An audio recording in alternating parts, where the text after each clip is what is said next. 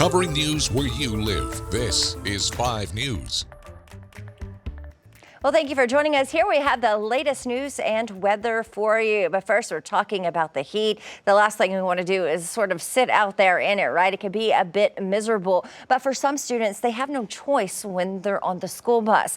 That's why Fayetteville and Springdale Public Schools tell us they're working to beat the heat. School leaders say for many, their routes, it's not as simple as just switching on the AC. Both districts say they have more than 30 bus routes with air conditioning, including all of their special ed buses. They're working towards making that 100% of the buses.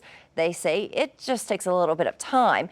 During the current heat wave, the district says the main thing they're doing is minimizing the amount of time students spend sitting on the bus by making routes more efficient. And Trent Jones with Springdale Public Schools says the school wants to work with parents to do what's best for the children.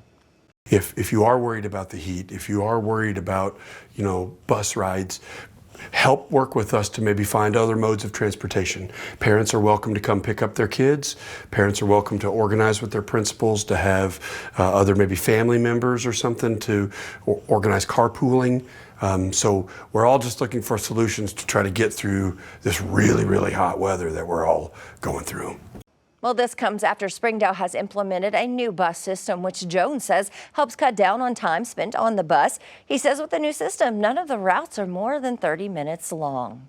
All right, before we get to other news of the day, let's get a check of this weather with meteorologist Zach Scott. And Zach, it may be a small chance, but you're talking about rain just a little, right? Yes, but it's that chance coming back in, showing that we're about to flip this pattern.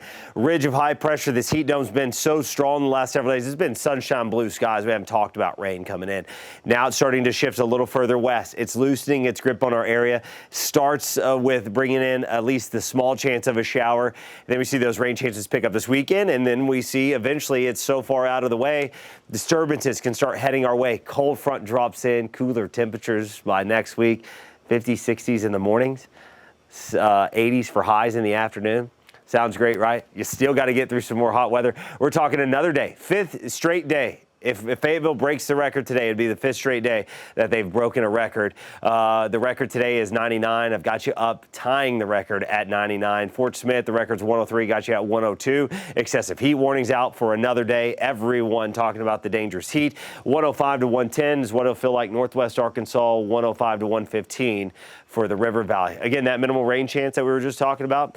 Again, not everyone's going to see rain today. I do think we get a few pop-up thunderstorms. I think the best chance for that is just here in the Boston Mountain. I just think coverage overall is going to be minimal today, but we're going to get that rain chance to come around the next couple of days. A little bit better chance as we get into Sunday night, and a Monday morning. We'll watch that for you. Again, there's some of those pop-up thunderstorms with some daytime heating. Not everyone sees rain.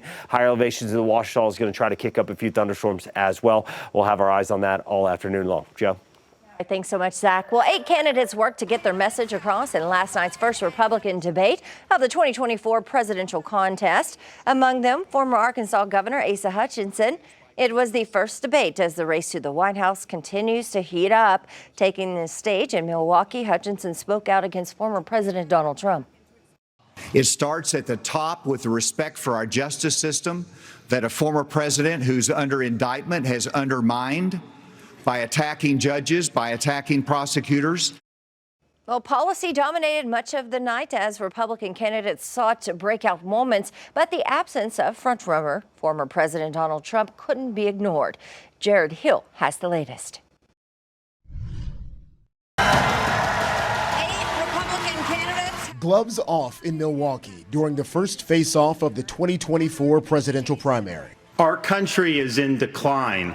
This decline is not inevitable, it's a choice. Florida Governor Ron DeSantis, a distant second in the polls, stood center stage. Former Vice President Mike Pence tried to make a name for himself. I think unquestionably I am the best prepared, the most tested. Former UN Ambassador Nikki Haley took aim at fellow Republicans on deepening the deficit. The truth is that Biden didn't do this to us. Our Republicans did this to us, too. The only war that I will declare as U.S. president will be the war on the federal administrative state. Businessman Vivek Ramaswamy had a number of fiery exchanges. We don't need to bring in a rookie We don't need to bring in people without experience. Former President Trump opted out, instead talking with Tucker Carlson in an interview on X, formerly known as Twitter. I'm saying, do I sit there for an hour or 2 hours, whatever it's going to be, and get harassed by people that shouldn't even be running for president? Most candidates said they'll support Trump if he wins the nomination,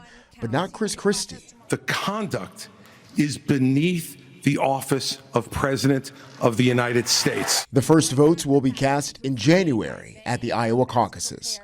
Jared Hill, CBS News.